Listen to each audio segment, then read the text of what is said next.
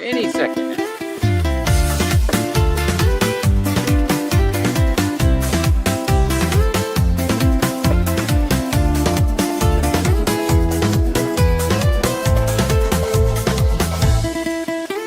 One more time.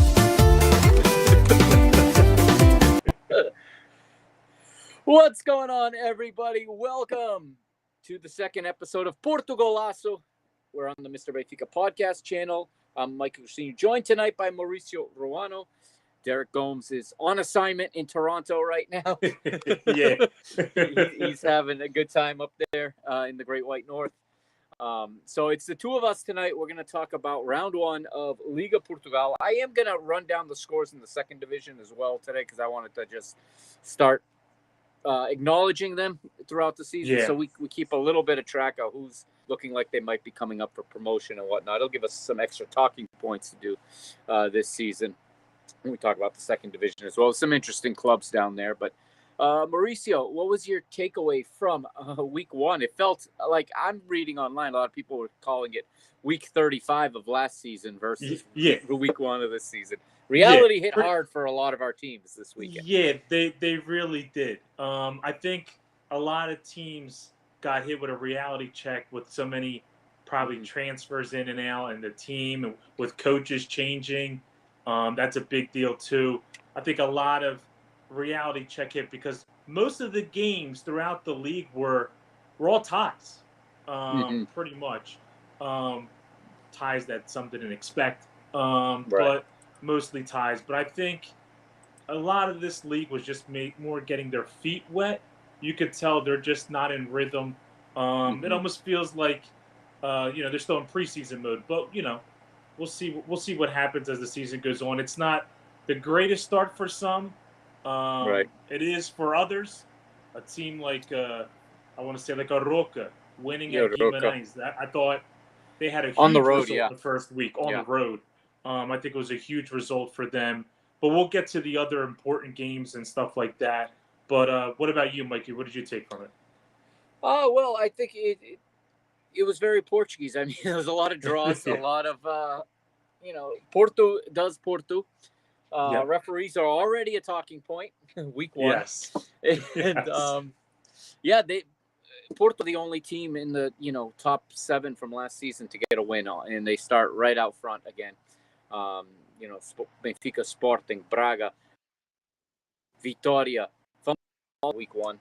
That's not the type of start to give Porto a run for their money, right?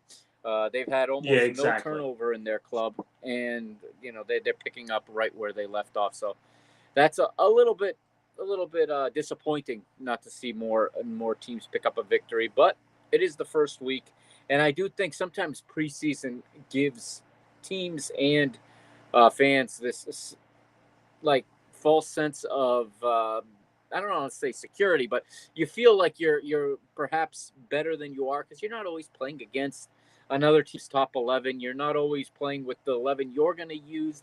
There's a lot of wholesale substitutions that don't happen in real games, and sometimes those results are a little bit misleading in the preseason.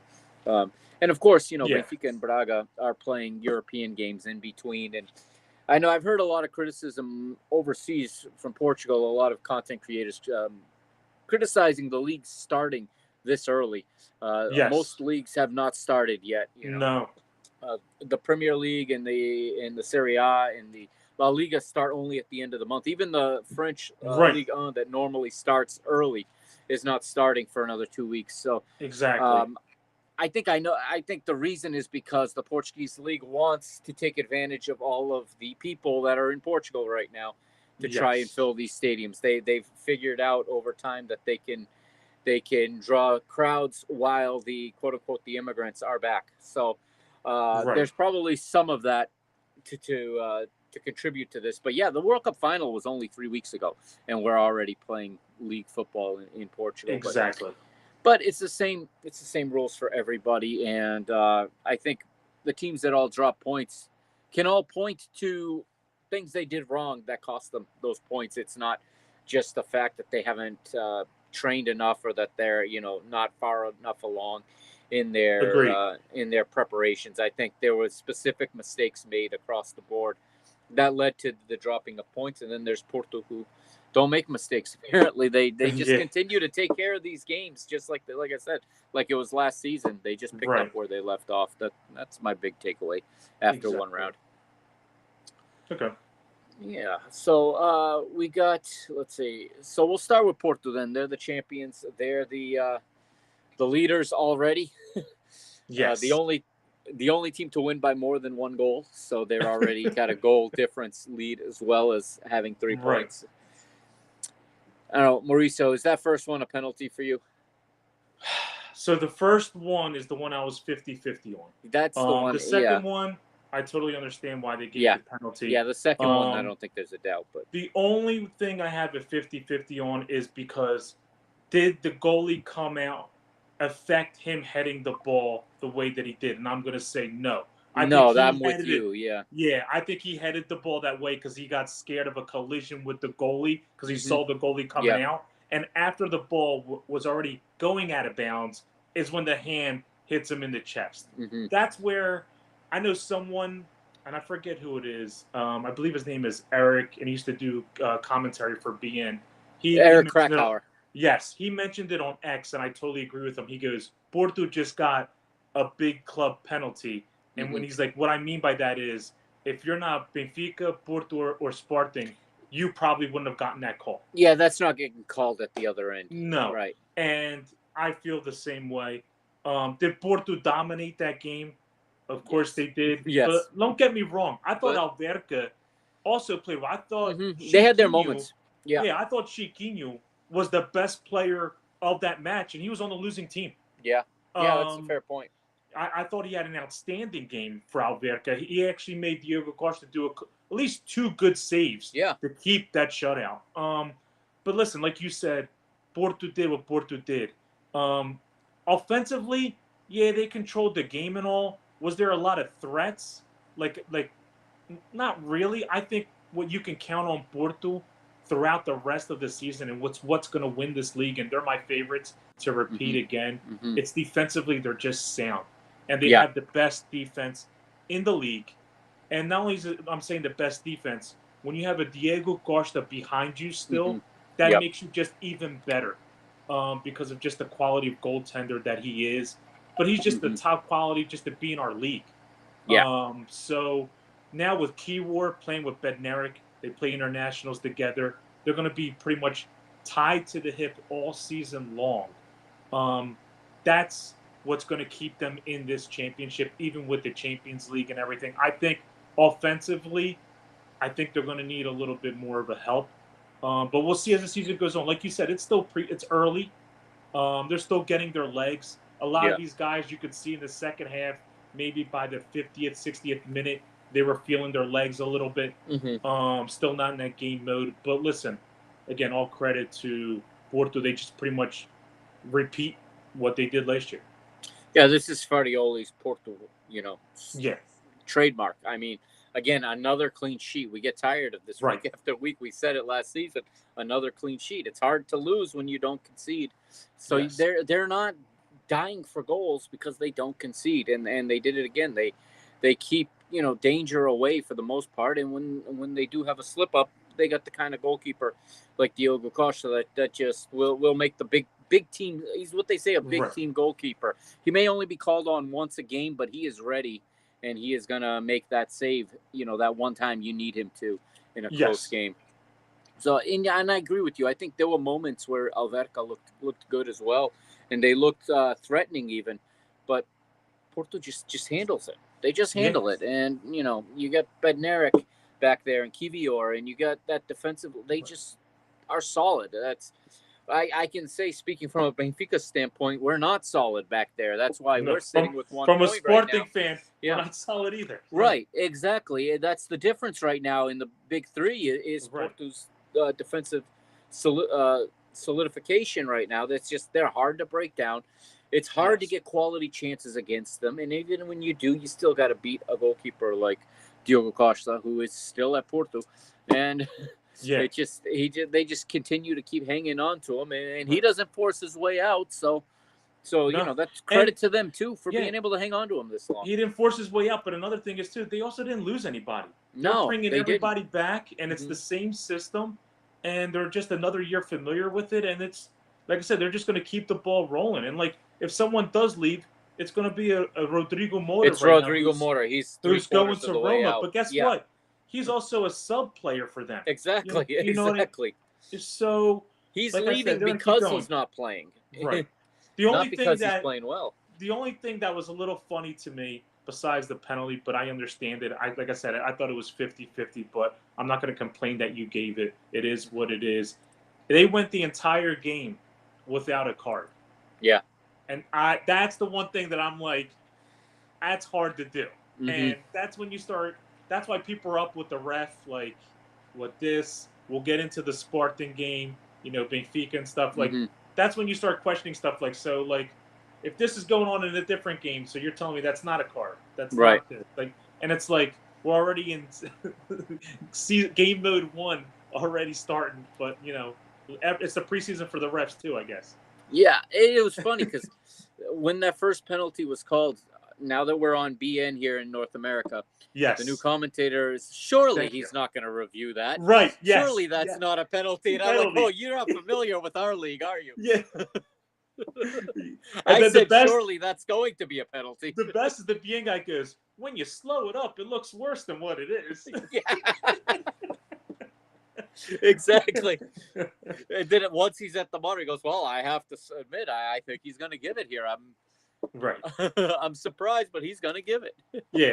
Like Nino would have been all over it. Like, that's a penalty. Yeah.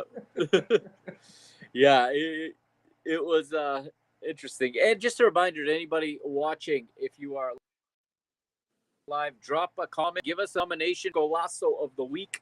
We'll also give our thoughts, and then we'll pick one at the end of the show. If anybody is out there and has a goal they want recognized, let us know, and we will review it. We'll talk about it. Porto have a full house here. Okay, home field advantage, home cooking. Perfect way to start the season for them, right? Yep. And it just seems to me that they even take the summer off? They look like they're exactly where they were. Well, listen, we talked about this at our podcast of the season last year. Mm-hmm. They only had one international go to the World Cup. That was the goalie. Yeah. Everybody else is in shape, got their legs rested and everything like that. So, yeah. Yeah, they're just a machine at this point. And right. Granted, it's going to get tougher. I believe, did Andres Silva pick up a knock? Did he end up coming off? He did. Andres Silva did pick up a knock. They just said it's not as serious as they thought. Mm-hmm. But I wouldn't expect him to play. I think it's Rio Ave who they have. Rio Ave is next for them. In Vila do Conde. I don't expect him to play that game. Okay. And they don't have Samu back until at least November. So we'll see. But they've been dealing with that question mark at striker since February or March. Right. So they're well used to it. So it's not going to put our hopes up any higher because they're going to be without a striker. They're well used to it. And again, when they need it, they get goals from their center backs if they need it. They get goals from midfielders if they need it. William Gomes will pick one up if they need it. So it's hard to see them dropping points right now until some fatigue and some match congestion and maybe an injury or two can and I know Samu's injured, but an injury to one of these guys that can maybe disrupt the equilibrium a little bit for them and maybe give the rest of us a chance right now. Yeah, exactly. All right. That probably is good for Porto and Alverca. That one finishes 2-0. Let's see. You want to do Sporting or Benfica first? You pick your poison because it's poison for either one of us. Let's go in chronological order, even though I already went out of chronological order. Let's return to chronological order. We'll have Estrela hosting Sporting. This was a Saturday night game. Yes. And let's see here. So we got a 2-2 draw. Goals for Sporting from Salazar and Ioannidis, while Antonetti and Souza score for Estrela. What are your first thoughts on this match as a whole? The first thing is, I know people complained about the field. I understand what the field looks like. Should have it looked like that? No. It's the first game of the season. You would think they would take care of it. But I'm not going to complain about it because both teams played on it. It is what it is. At this point, when you play in this league, you got to expect the field that you're going to get. That goes when you go to Santa Clara, when you go to Marítimo, when you go to places like that. That's the fields you're going to get. When it comes to the game, Spartan came out strong. They really did. I thought the young kid Flavio really shined. I thought he looked great. It questioned me when I first saw the lineup. Once I saw the defense, and he went with Vaginitis, he went with Rodrigo Diaz, the youngster on the left, which I understand because Maxi was suspended. Fresneda was left on the bench. And then he has Quaresma and Ignacio in the middle. And, of course, Dioman's on the bench, but we were all waiting for him to be sold anyway. And now the deal's done, right? And gone to Nottingham Forest. And I'm not even happy with the deal. And that's a different topic. But you have also injuries to DeBost and the newly signed center back in Bach. So those guys aren't available. But it was weird. He started Doumbia in the middle. And I thought that Doumbia would start on the wing because throughout the preseason, Doumbia has been fantastic on the wing. And he has been moving Doumbia back to midfield later in the game to control the game more with Altamira or with Anderson. He's been switching back and forth. But he didn't do it this game. This game, he started Flavio on the left. Flavio's been playing more the Salazar role, but he left Salazar in the middle. Of course, Jenny is on the right. But he went with Foltis up front, which I understand. Suarez is coming off the World Cup. It's still the preseason. I get it. So like I said, they started out good. Salazar gets the goal. Foltis gets the goal, but really Salazar did all the work for that tap-in that he got. Quaresma was just so weak on the ball.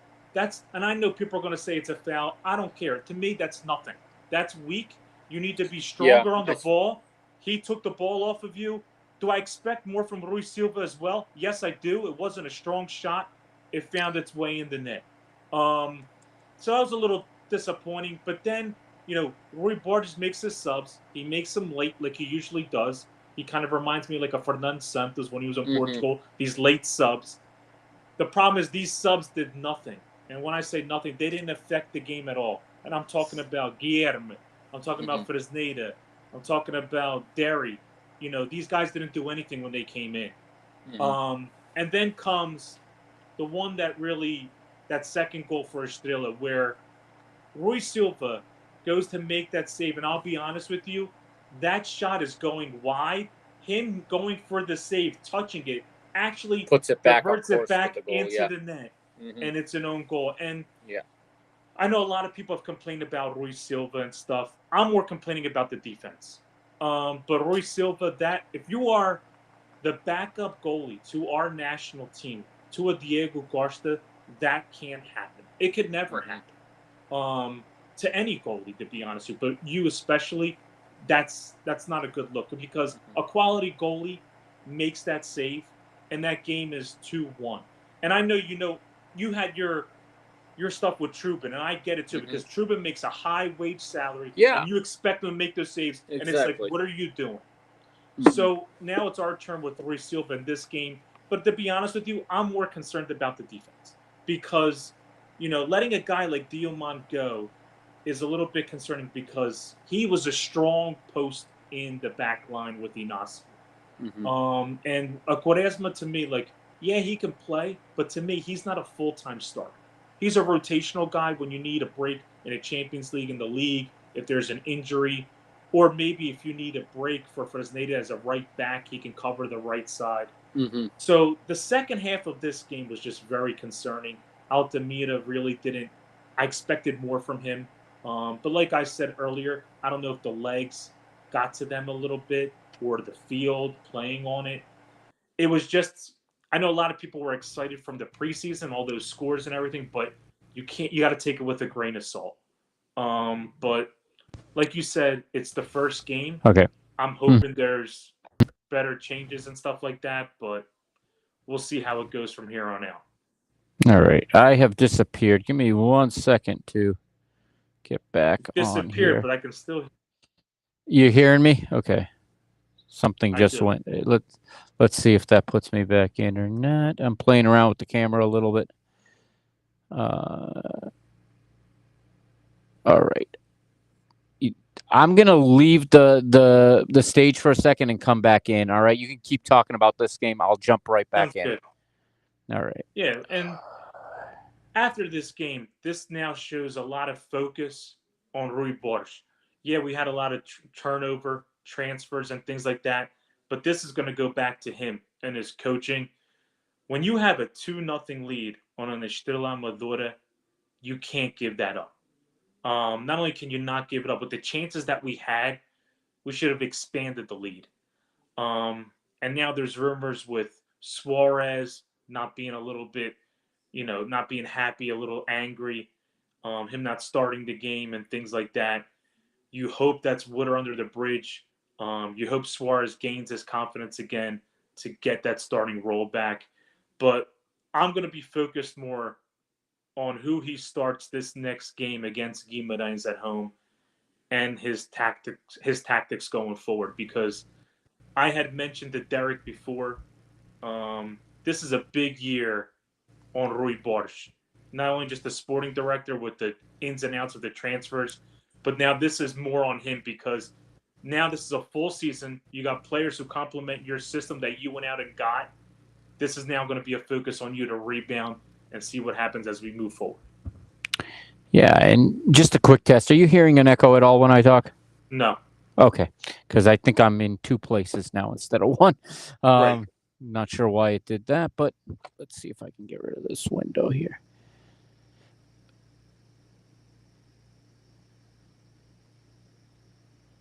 Okay, there we go. Sorry for the technical difficulties, everyone. I'm back now. Yeah, so I was going to ask you, you may have even touched on this while I was out and getting back in. I was going to ask you, is Rui Borges on the hot seat now, officially? I wouldn't say he's on the hot seat, but there's a major focus on him because, yeah, we had a lot of transfers and stuff like that, but now this is your team, your system. They got players to complement what you want to do.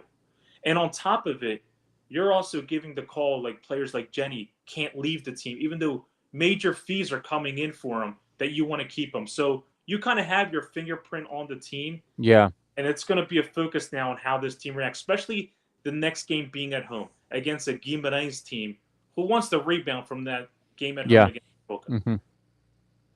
Yeah, I think there's been a lot of comparisons made to Rui Borges this season to Bruno Lage last season. I've seen a lot of people say the same things essentially, and I do see some of the parallels. The coming off a cup loss into a preseason of a lot of pressure, where I don't know, both of them got a contract renewal before the end of the season, so they came into the season with that added pressure of a new contract, and the season doesn't start well. Although Sporting were fantastic in the preseason, and this could have just been a hiccup. We could be 2 months from now talking about a Sporting team that's gone on to win 7 or 8 straight. Right. So it's too early to tell. Right. We can even come back and say that tie was probably the best thing that happened to them. It woke them up. We don't know. It could be right. We're gonna find out in the weeks to come how this plays out. What are your thoughts now of Rodrigo Salazar now that he's integrated a bit more? He's got his first goal in Sporting colors. He came with a huge price tag. He's really impressed me. Like good. He runs around everywhere on the field. Mm-hmm. You can see that Borges gives him freedom to do almost like that Bruno Fernandes role at Man U. Yeah, run around the field, but his quality, just his creativity. That's the one thing I'll say besides the difference with Trincão. I feel like Trincão looked more for like the shot and everything. I feel like Salazar is more creative in the pass and the shot and everything. I think he really has a good feel for the game, and I can just see him continue to grow as he starts to get his legs and everything going. I think he's a primetime player, and I think we talked about it on the podcast before. This guy could play for any of the top 3-4 major teams in Portugal, and he deserves to be playing. Yeah, I think his move was overdue. I mean, I actually think he should have, been at the World Cup with Uruguay. And he looks like he should be playing for them, to be honest, not just on the team, but right. Playing in the team. So, and I'm sure that's going to come for him now that he's with Sporting, his visibility is going to increase. It shouldn't, but it almost does affect these managers when you move to a club that's more recognizable. And suddenly, I don't know, maybe they pay attention a little closer, or they feel pressure now to select a player because he's on a bigger club. I'm not sure, but it shouldn't have mattered. I thought he to me looks like one of the best 11 for a Uruguay that, left a lot to be desired this summer at the World Cup. So, and he's an asset to the Portuguese league. That's a player that normally doesn't stay here. This time you got the transfer within the league, and he got to stay. So, it's going to be, again, interesting to see what happens with him going forward now that, Tricon has moved on. Is Pot officially gone? Pot is not officially. Not officially, right? Still, okay. Him and Bragança are still here. Okay. And I don't know why it's kind of died off. Mm-hmm. So it's almost a wait to see. But both of them, from everything I've read, they both, told Sporting they would like to move on to greener pastures. But if you're not getting anything coming in for them to their quality, not just going to let them go. Exactly. So, you got to get something in return. So right. All right. Any final thoughts on Sporting before we move forward? Just defensively, I'm going to be honest with you. All season, that's going to be my concern. I've always had a concern at right back. I'm not a big Vaginitas fan. Fresneda is a good right back, but he would be better suited if he was like subbing off the bench. But we go with what we got, and without Maxa, we have no left back. And don't get me wrong, I thought the youngster had a good game for his first game and everything. Rodrigo Diaz, I thought he played very well.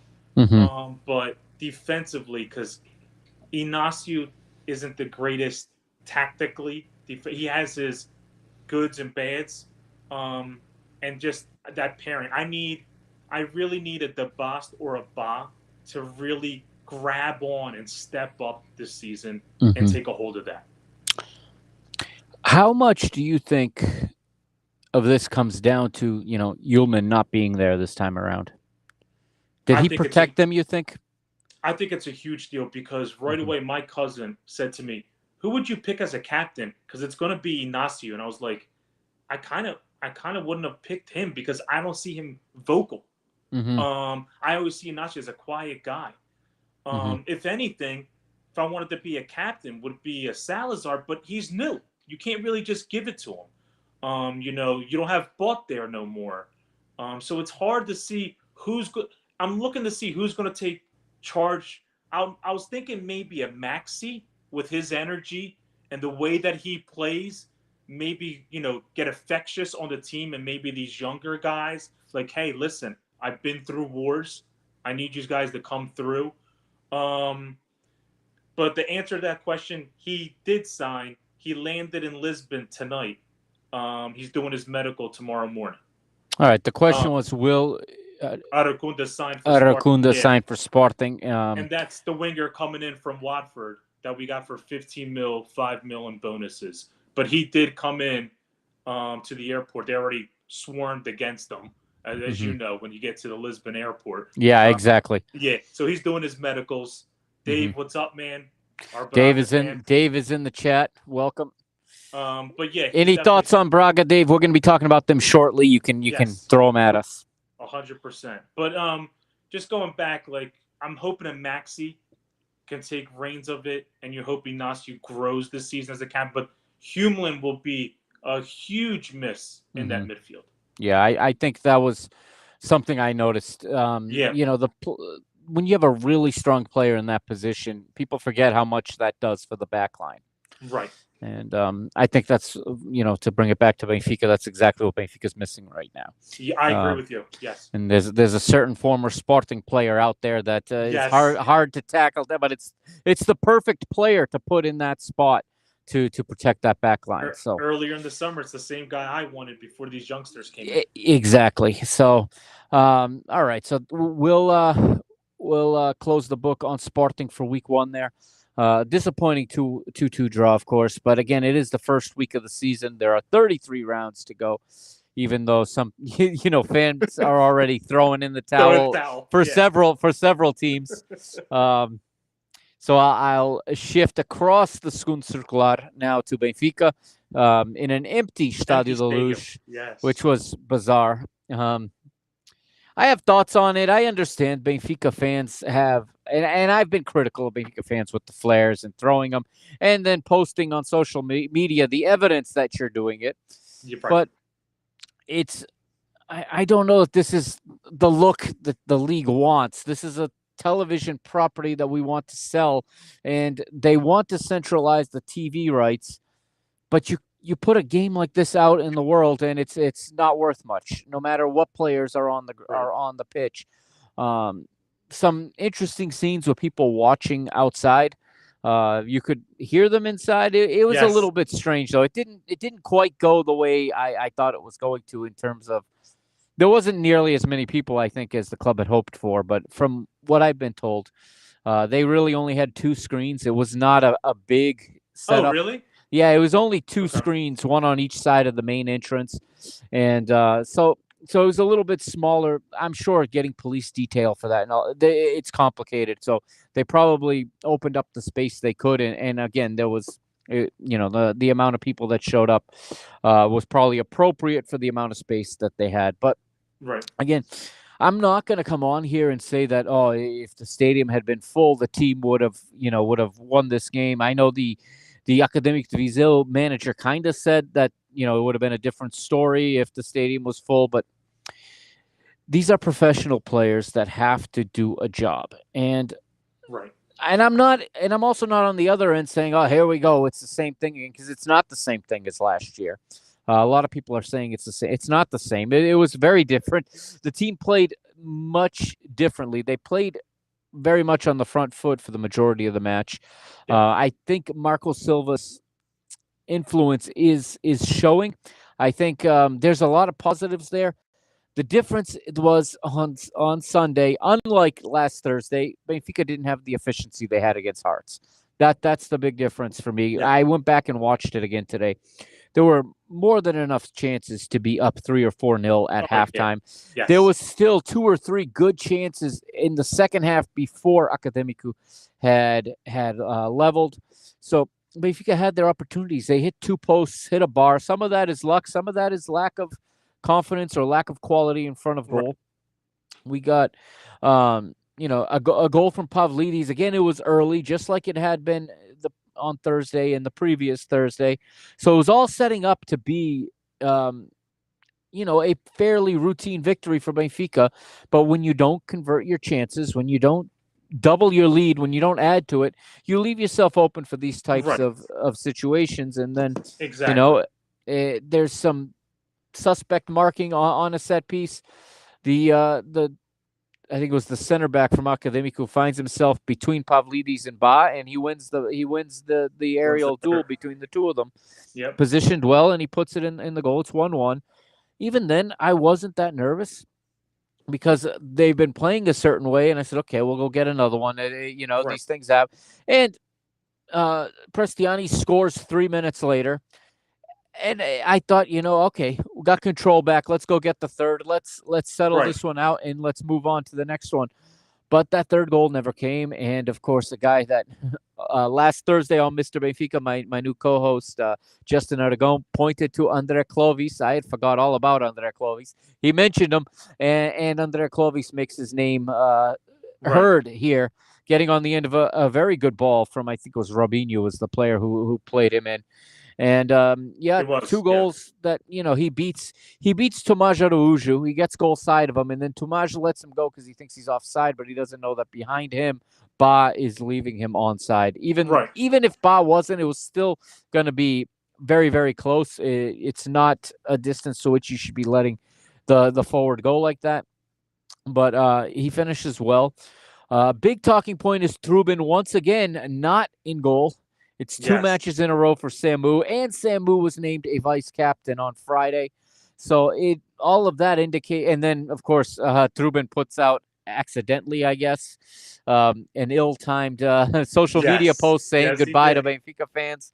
So, I mean, the writing was kind of on the wall when he didn't start on Thursday. I kind of said, we must be close to a deal. Right now, no deal has been announced, but you know how these things sometimes take some time, and or an injury could happen. An injury could happen. The details are always sometimes hard to iron out. But Trubin is not the happiest person right now. He didn't like being benched on Thursday. And, I don't know who's in the market for him. I've heard a few things, but nothing concrete yet. Right. I don't see Fabrizio tweeting out, a specific team for him to get onto. Maybe he did and I missed it, but it's it's kind of similar to Vlaco Dimos just a few seasons ago. Yes. Where you're kind of being pushed out. And,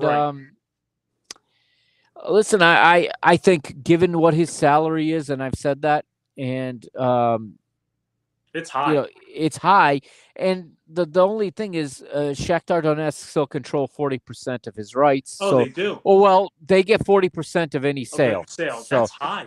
That's high. So Benfica's not making money off of this, but they are saving on his salary, and my guess is they've come to the conclusion that and I think the difference between him and Samu is not enough to justify the salary. That's my personal opinion. Not everyone agrees with me.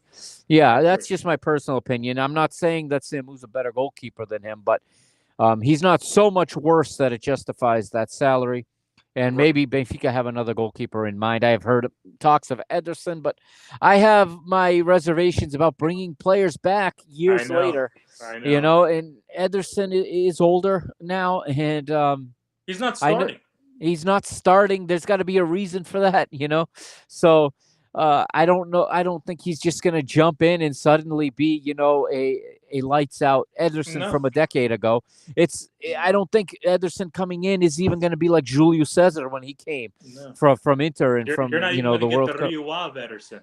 No, probably not. It's unlikely. I think it's better to stick it out with Samu right now. Let him develop. I agree. And see what he can do. And then if the opportunity to sign a top level keeper for a reason presents itself, then you can always pursue that. You can always jump on it if it's there. But to name him a vice captain tells me that he's going to be the starting goalie this season, and that they're not looking elsewhere. I think they're looking for a backup and not for someone to necessarily, at least undisputedly, replace him. Yeah. But that's an ongoing development. There's also, I read today, there's rumors of Dedic being on his way out, Dahl being on his way out. We don't have replacements for these guys yet; they're leaving. I read the Dedic one. It seems like, I don't know, Benfica look and operate like they owe somebody a lot of money and they're trying to cash in whatever they can to try to pay that down. Like it's a mafia. Like they've got a hard deadline and someone's going to get their kneecaps broken if they don't deliver the money in a brown paper bag by a certain date and time, because this is just not how you build a squad. And you have guys for a year. He goes to the World Cup and now suddenly he's on the outs. I mean, it doesn't make sense. And Ba's not going to be healthy all season. He's yet to show he can go a whole season staying healthy. I thought Dedic last year was very good. He was very good, and obviously, he went and had a good World Cup as well. So, there is, and I guess his old manager is now in charge at Newcastle. That's the connection, and it sounds like Newcastle are going to make a serious bid for him. Right. But I hope that there is an outside back, that they can send this way, because we're very, very thin now at the outside backs. But again, Benfica get 2 goals here. They concede 2, whereas Porto, like I said, only need 1 goal to win. Benfica need 3 or 4, it seems like, to get a win. And that part's concerning. If Benfica can somehow, it's a long shot because we're in a race with Aston Villa for it, but somehow sign João Palhinha, I'll be a lot more confident, because I think he sits in front of that back 4, and suddenly they're not nearly as exposed. But that's a long shot. I don't want to see. I know you don't. I can totally understand why. I can totally. It's like Bernardo Silva going to Sporting or something. Right. I totally understand it. But from a player profile standpoint and fits. A skill set, he fits like a glove in this team. He's worked with Marco Silva, so yep. He knows he's what he can do, and he knows he's going to fit. But if it's not him, someone like that still needs to come in here, in my opinion, and fill that void and protect this back line, especially because it looks like we're going to go with Tomás Araújo and with Lenglet, which so Mikey, Who would be your starting midfield? Because obviously he went with Barreiro and Berenchea. So are you not confident with Rios anymore? I know you're missing Arsenis. I love Arsenis. Yeah. But also, age is going to catch up to him sooner or later. Oh, sure. And injuries and stuff like that. But what would you go with then? With what when he's ready, I would go with Rios over Berenchea. Yeah. Okay. I don't think he's ready yet. I think a lot of people are criticizing the 11, saying Marco Silva didn't play the best 11, but I think he played the most ready 11. Guys coming back from the World Cup obviously are still working their way into the team, and honestly, I think if there's anything I'd criticize, it was taking Prestiani out. Yes. Yes. Because 100%. He was the best player on the park in this game. Best player on the field. Yeah, he really was, and I know he wanted to get Sheldrup in there, but once you took Prestiani out of that the left side, you lost a little bit there. Sheldrup's not there yet. I'm not saying that Prestiani's just won the spot for the entire season. But right now, in this moment, he's the best player in that position right now. Yes. And perhaps Sheldrup could have come on, in the middle of the park or something. Maybe something a little bit different could have been done. Yeah, I was confused about them switching Prestiani over as well, because he was dominating that left side. He was. It just seems like, Sheldrup, I think it's because Sheldrup is not as good on the right as Prestiani is. Right. So that they make the concession and send Prestiani over. But Prestiani's a much better player on the left than he is on the right. He's shown that when given the opportunity so far this season, he has shown that he's much more of a natural left-sided player. Rafa was good again. Rafa's been really good so far this season. I know he's getting up there in age, and everyone said he'd lose his pace by now. He hasn't lost enough of it. He's still able to do what he does. Right. Again, it was just a lack of efficiency. I'm not going crazy. I mean, I was frustrated with this result, but I wasn't frustrated with the performance, which is something different. Now, of course, if we go 2-3 more games and the ball just won't go in, that's going to be a different story. But if this was one game where the ball just wouldn't go in, and you hit a bar, you hit two posts.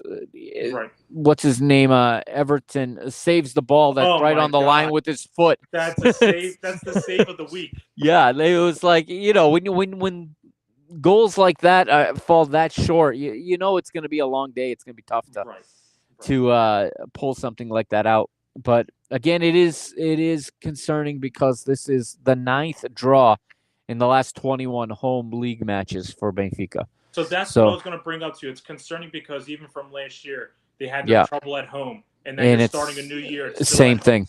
Yeah, it's and still undefeated, but it's another draw. The draws are just piling up and piling up and piling up, and I don't want to see obviously that pattern continue. Right. But I think the team might have been a little overconfident after having 6 goals on Thursday. Perhaps. But again, they didn't play complacent. They just didn't finish. No. So, I mean, this isn't the same as... I give credit to Vizil. And they were good too. I do have to say that too. Two quality goals. Suarez didn't have a chance on either one. They're two quality goals. They came out a plan. They worked it. And when they got their chances, they finished. That's the difference of the game. Benfica had their chances. Yeah, they didn't get them. Exactly. Vizil got the 2 that they needed, and they got it. That's it.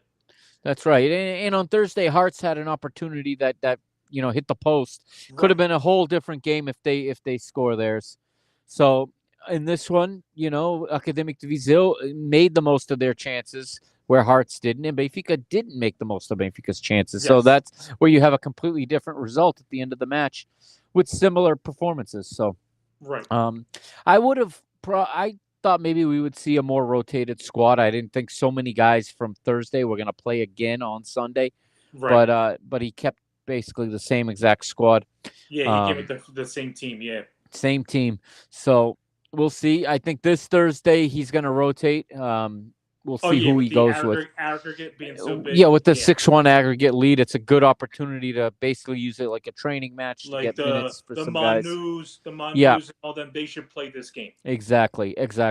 So we'll see how that goes. But we got a goal from Pavlidis, a goal from Prestiani. I'm happy about that. I think Prestiani's goal was especially nice.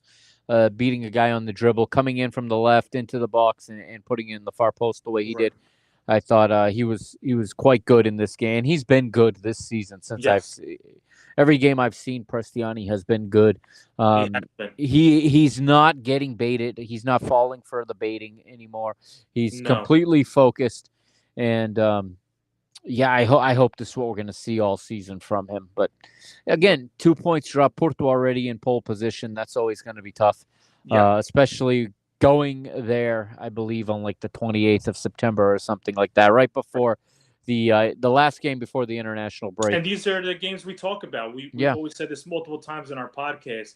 You win the league, not on those rivalry games. You win it on these games that you can't lose points on.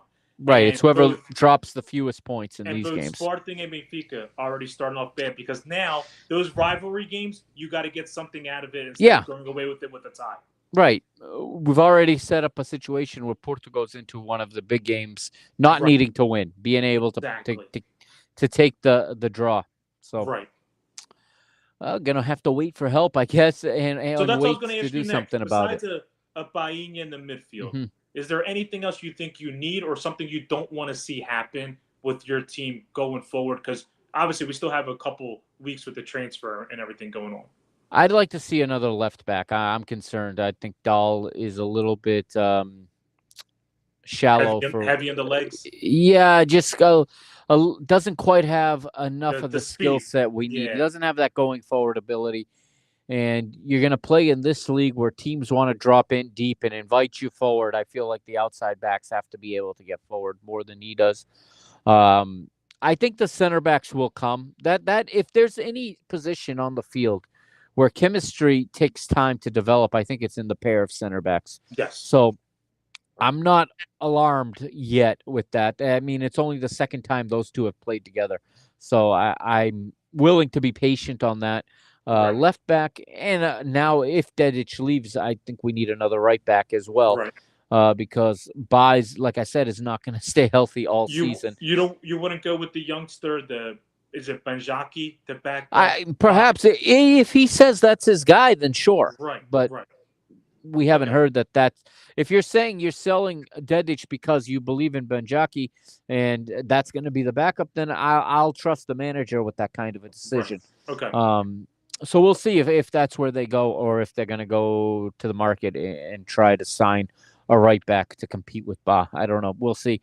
Okay. And then Ivanovic is leaving right to Lens. To Lens, yeah. I think it's pretty much done now. It's a loan with no mandatory buy, but that doesn't mean there won't be an offer for him. And I've said this: if Pavlidis is sold in January, you might want to bring Ivanovic back next year. Right. So the playing time may be exactly what he needs there. So we'll see how that plays out. Okay. All right. I think that does it for that match. Let's get to Braga then. Dave, if you are still watching, give us your thoughts, my man. Braga, unfortunately, I only saw highlights because it played the same time as the beginning. Yeah. I hate that. I was going to say that. I had been told that all of the matches would be available on BN Connect. And I went to BN Connect. No, it was only the big three that I saw this So week. I have the BN Connect too, and I tried checking that too, and it wasn't yet. No, I didn't see it. I don't know if maybe that's something that will come, but hopefully. Or are they going to do something like Gold TV where they only play certain amount of games, whatever they pick up from Sport TV 1? Right, exactly. So I don't know how they're going to do it, but I was a little disappointed because I wanted to watch especially the Estoril Famalicão match on Friday. It was nowhere to be found, and this Braga Moreirense match was nowhere to be found. But Braga looked like they were going to take the 3 points here. They took the lead early. thanks to Fran Navarro. However, Moreirense pulled level 1 minute later, but then Paulo Victor looked like he'd put Braga ahead. But in stoppage time, João Veloso scores for Moreirense, and this one finishes 2-2. This is a disappointing start for Braga because we talked about this last year. Yes. I remember specifically last year them letting the pack get away from them early. And, right. Playing from way back, right from the beginning. I know they had a great European run last season. I expect them to go deep in the Conference League this season. However, they're already 2 points behind Porto, and right. Their real goal obviously is to compete for the title, especially this year. Third place going into the Champions League. I expect them to keep. Big deal. Yeah. Yeah, I expect them to keep contact with the front three and be ready for one of the big three to slip up to take that third spot. But this is not the way I'm sure that they wanted to start the season. Falling short here against their neighbors and being unable to take all 3 points here. Exactly. And now all of us are looking up at Porto already on the table. So,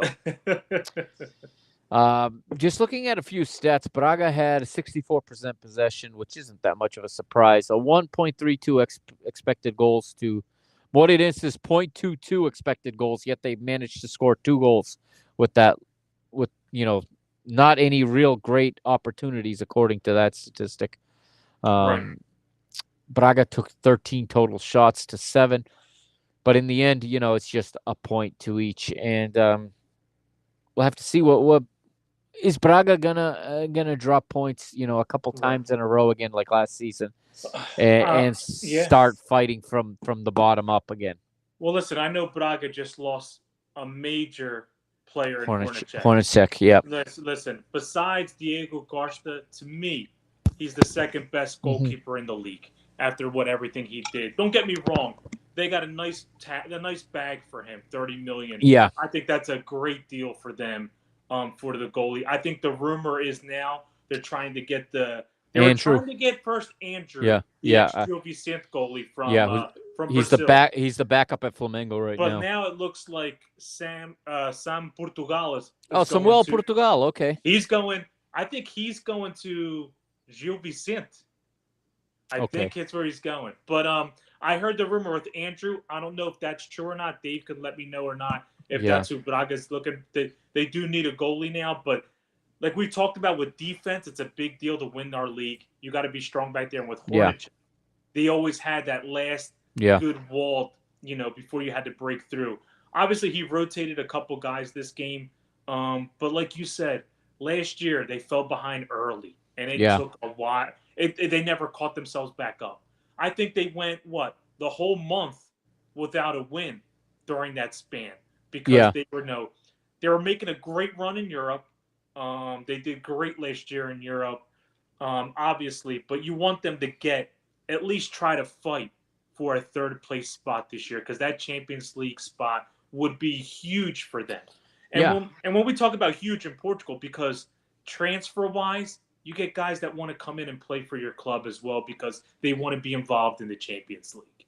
And if Braga ever wants to make this more than just people saying a top 3 team, one of these times you've got to start knocking down the wall on one of those guys. But we'll see what happens. I had high hopes for them last year. I think this year, they'll fight for it, but I can see them not getting a third place, maybe staying in that 4th place spot. Mm-hmm. But again, we'll see what happens. There's still a transfer window still left to go on. I think they do a great job mixing their players around. You're hoping a guy like Dorgelis develops and gets better because he had a heavy price tag when he came in. I think he was one of the higher transfers they ever had. The only other thing concerning too is that Spartan gave him $30 million for Salazar, and they really didn't spend that on bringing another creative person in to help Orta on the wing. So you're only hoping is that Paulo Victor and Dorgelis makes that next step. I know they're young guys. Dorgelis, I believe, he's 20, 21, 22 He years old. is 22, the Ivorian. Right. And what is Paulo Vitor? I think Paulo Vitor is the same thing. Maybe what is he? 24. Paulo Vitor is 24 years old. Okay, so you're hoping those two guys can make that next step. I don't know what they're going to get from a Diogo Travassos. You know, he did well with Moreirense. He's a guy you got from Sporting. Yeah. He can play multiple positions. But we'll see. Like you said, it's the first game. You're hoping for a better result. I know Moreirense has had a lot of change, new coach coming in, and stuff like that. It's always hard to play over there in that stadium. You know, right. You with Benfica, me with Sporting, we've had our games where like, what's going on here? Because the field looks even smaller than what it is. Yeah, exactly. So, but listen, just like with Sporting and Benfica, it's the first game. Luckily, you hope you can develop and get better from it. They got their Conference League game. Is it this week, Mike? Yeah, it is. Yeah.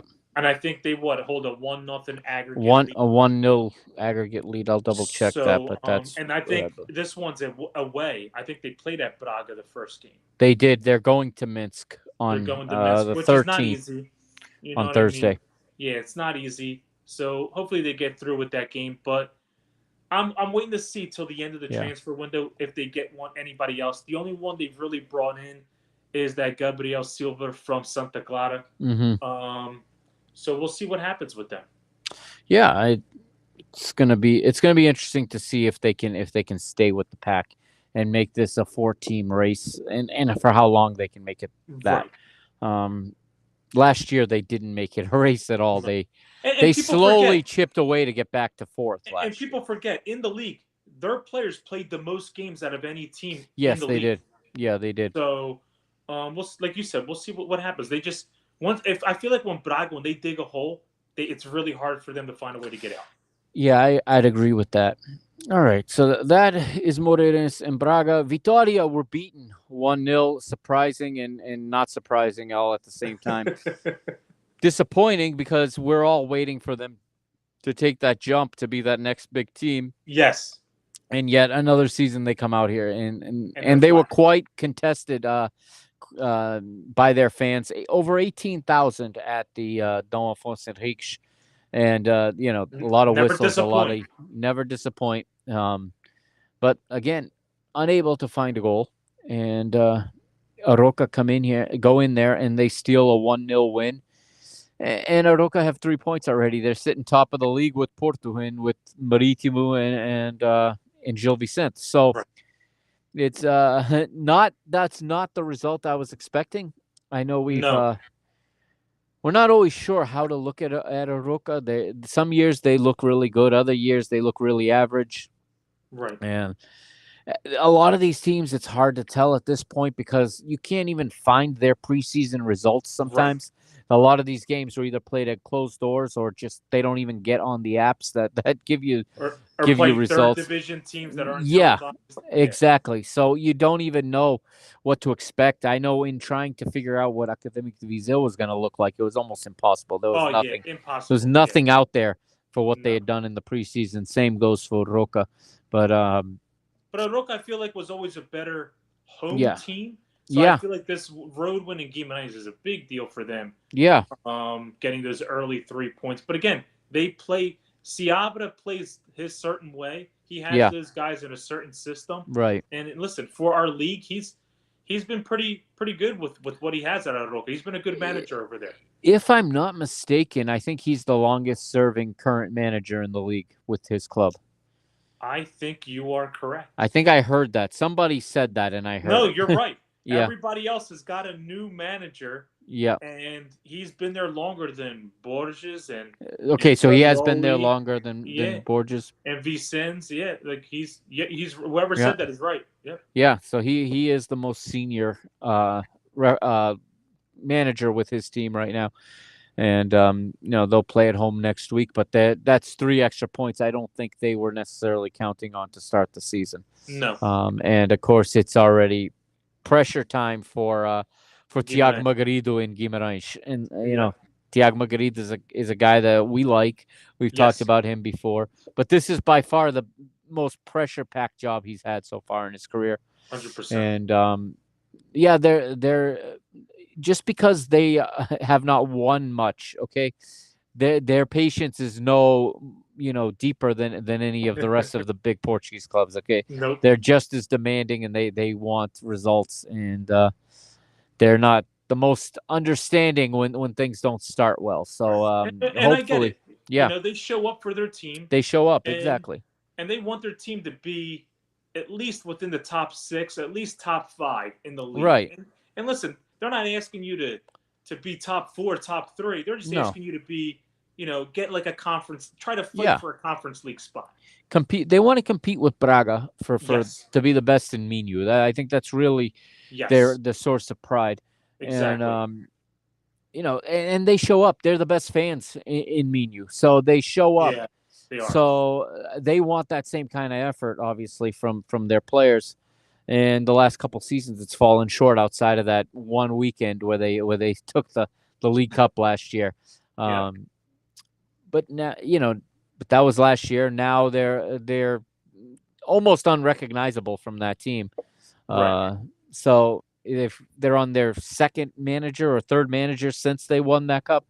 So there's a lot still to be done there, a lot of work to be done in Guimarães for Vitória. But I'm going to continue holding. I'll hope that they turn it around and that they compete for European spots. I think their one run they had in the Conference League, they did very well. That's what this league needs. Is they are built and are ready to take on that kind of a challenge at the beginning of the season. They have the infrastructure in place. They have the squad, and they have a B team. They have a good youth system. So they do have players to pull from, and they have the stadium for They have the stadium. Exactly. They have the support, the fan base. They just got to put it together on the pitch now and hold on to guys for longer than 6 months when they're playing well. Right. All right. And then last game I wanted to touch on was Estoril and Famalicão.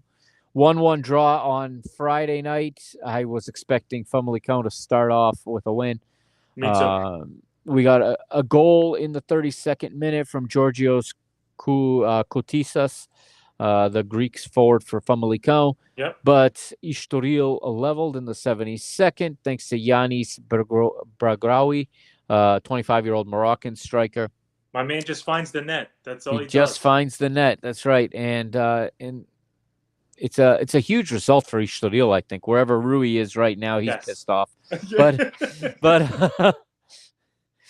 it's a huge result for Estoril. And I think it's 2 points lost for Famalicão. I mean, they had Europe just completely ripped out from under them last year. Right.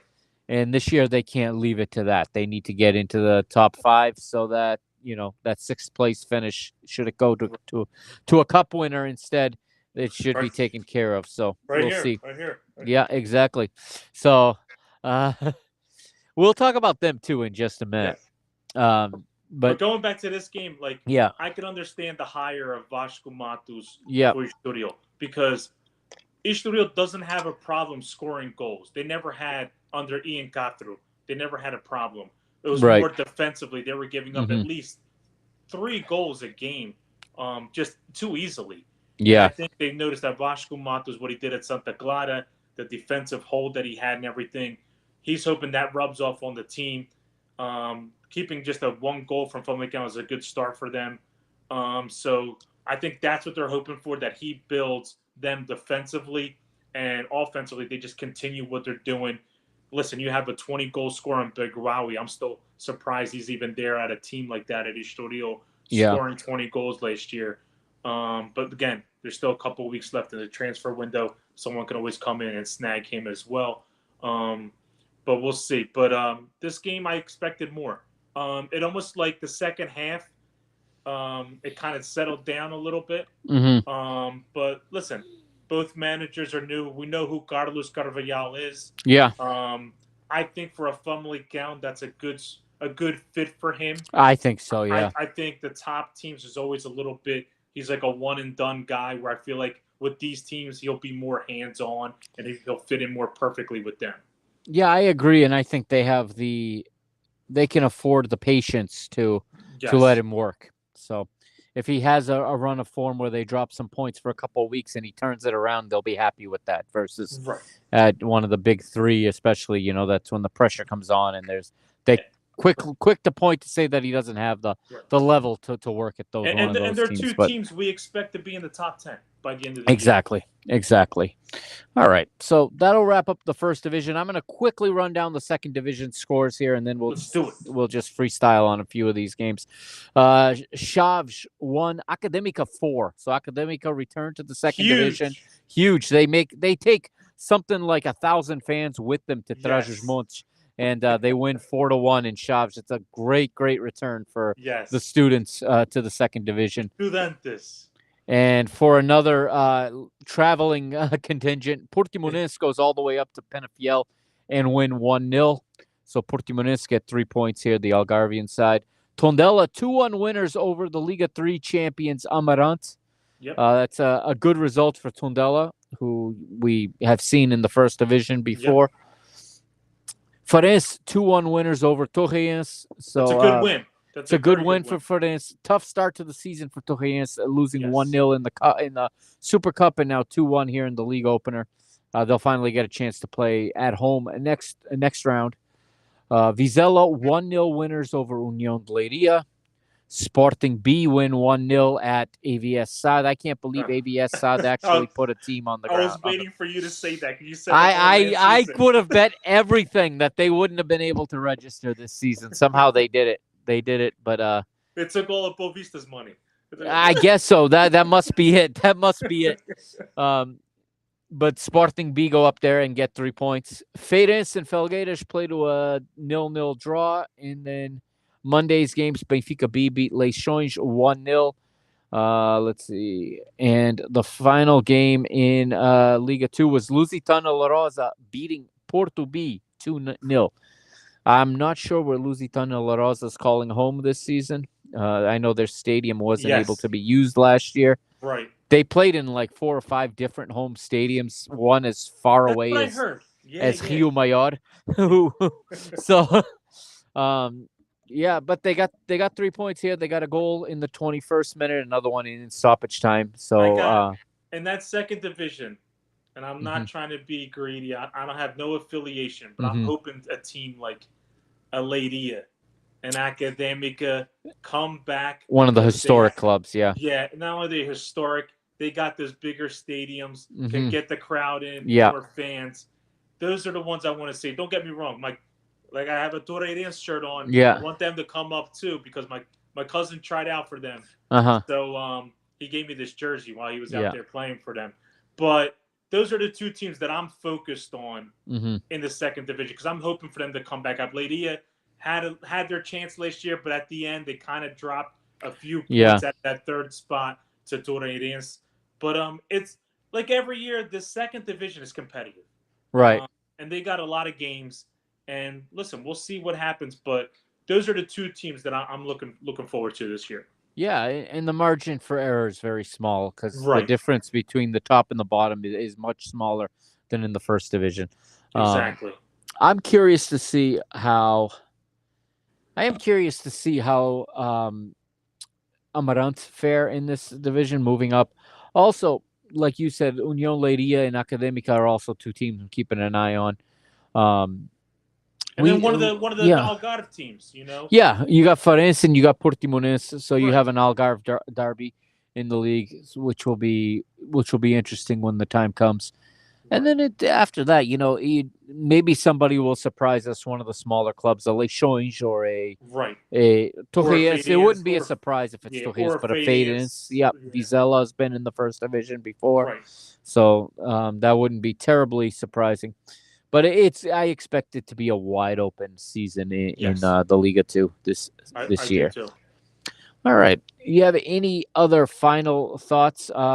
Actually, let's pick a golazo of the week. I already got my pick. What do you got? My golazo goes to Prestiani.